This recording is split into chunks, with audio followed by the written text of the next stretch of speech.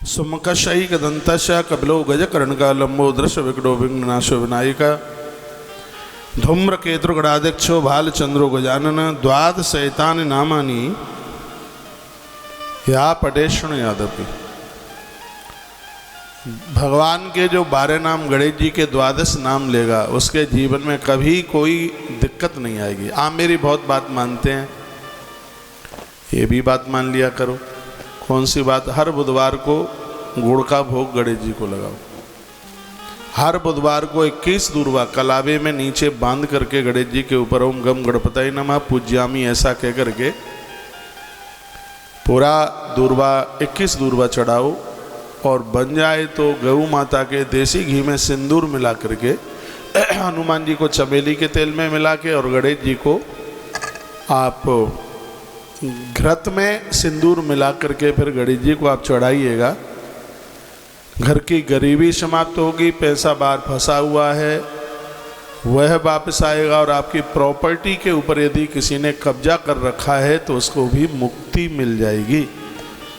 तो यह है प्रभाव भगवान गणेश जी का है। हम गजानंद भगवान का आह्वान करते हैं, हे प्रभु आप पधारिए और आकर के यहाँ विराजित हो जाइए। तत्पश्चात मैं आह्वान करता हूँ, 22 मार्च से नवरात्र आ रही है, 22 से 30 है चैत्र की नवरात्रा।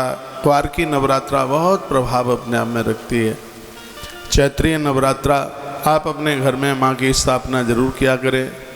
मैया 5-4 चीज़ों से भारी प्रसन्न होती है। एक है अखंड ज्योत, एक है घट स्थापन, एक है कन्या पूजन, और एक है दुर्गा सप्तशती के पाठ, रात्रि जागरण। इन सब चीज़ों से माँ भारी प्रसन्न होती है। यमयम चिंतते कामम तम तम प्राप्नोति निश्चितम। लोगों को सोचने में देर लगेगी, लेकिन माता रानी को कृपा करने में, पूरा करने में बिल्कुल भी देर नहीं लगती। यह है माँ की कृपा। यदि हो जाए तो किस चीज की कमी रह सकती है। मैं माँ भगवती जगदम्बा का आह्वान करता हूँ। मैंने ऐसा सुना है कि धार तो कालका माँ की नगरी है, ऐसा है कुछ? हाँ, अभी मैं रतलाम में था, वहाँ लोग बता रहे थे कालका माँ की नगरी है धार। बाबा कालीदास जी भी इस क्षेत्र में उन्होंने अपने चरणों से इस स्थान को तीर्थ बना दिया। राजा भोज जिनके नाम से भोपाल शहर बना, नाम तो उसका भोजपाल होना चाहिए। राजा भोज के द्वारा इस शहर की स्थापना हुई है। मैं एक दिन इतिहास आपको राजा भोज का सुनाऊंगा। मेरा फेवरेट राजा है, मैं बहुत लाइक करता हूँ राजा भोज को, बहुत ज़्यादा। और मेरा बड़ा भाग्य है कि धार की धरती पर मैं उस धरती पर बैठा हूँ जिस धरती को राजा भोज ने पावन किया है, ऐसी धारा। आज तो यह कथा का पहला दिन है, शुरुआती दिन है। जैसे जैसे दिन बढ़ते जाएंगे बहुत आनंद की अनुभूति होगी, बहुत आनंद होगा। मैं माँ भगवती जगदम्बा का आह्वान करता हूँ मर्यादा पुरुषोत्तम भगवान प्रभु श्री राम। ऐसे हमारे राम जिनके चरणों में आकर के बनते हैं सगरे काम, लोगों को मिलता है विश्राम और अंत में पहुंचा देते हैं अपने धाम। ऐसे हमारे भगवान प्रभु श्री राम। रमनते योगिनो हृदयेन सह राम, जो सभी के हृदय में रमण करते हैं। ऐसे भगवान प्रभु श्री राम जी के चरणों में हम वंदन प्रणाम करते हैं, उनका आह्वान करते हैं। आह्वान करता हूँ इते चांस कलाम पुंसाम कृष्णस्तु भगवान स्वयं, वो संपूर्ण कलाओं से परिपूर्ण हैं। ऐसे भगवान श्री कृष्ण का मैं आह्वान करता हूँ भगवती राधा रानी का। रात्रि को मैं बरसाने होकर के केदारनाथ पहुँचा। क्या आनंद था बरसाने में। जिसकी कृपा बराबर बरस रही है इसलिए उसका नाम है बरसाने वारी।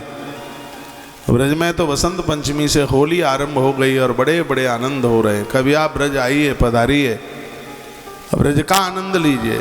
ईश्वर ने जिस स्थान को अपने चरणों से आप्लावित किया है, आप पूरी दुनिया घूम के आ जाना, ब्रह्मांड घूम के आ जाना, यदि आप ब्रज घूमने दर्शन करने नहीं गए तो आप कहीं नहीं गए। कन्हैया की बांसुरी बज रही है और इनकी होली हो रही है। कितने मलूक लग रहे हैं टीवी में। ऐसे भगवान ब्रजनंदन के धाम में, उनके तीर्थ में पधारिएगा।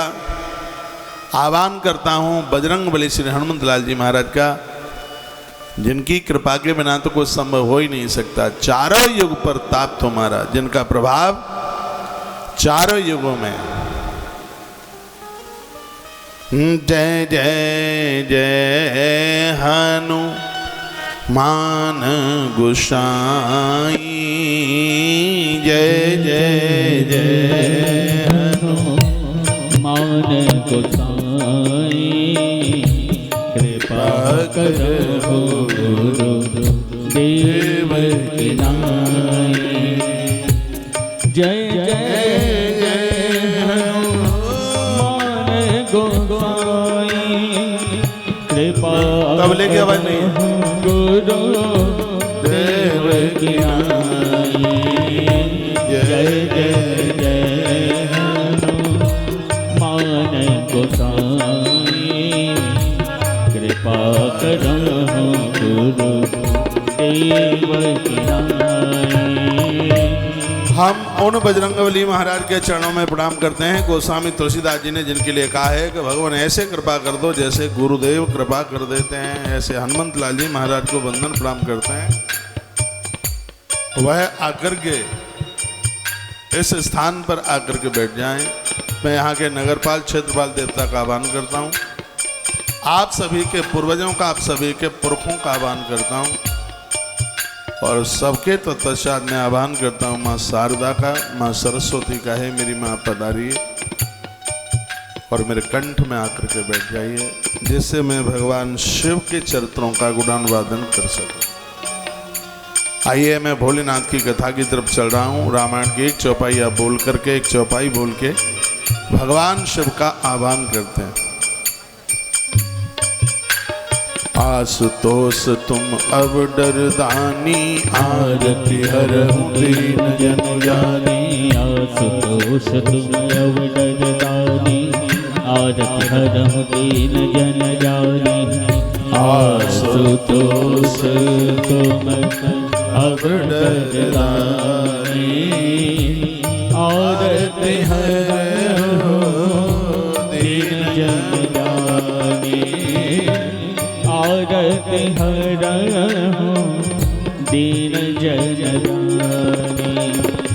आशुतोष तुम अब डरदानी, आरती हरहु दीन जन जानी।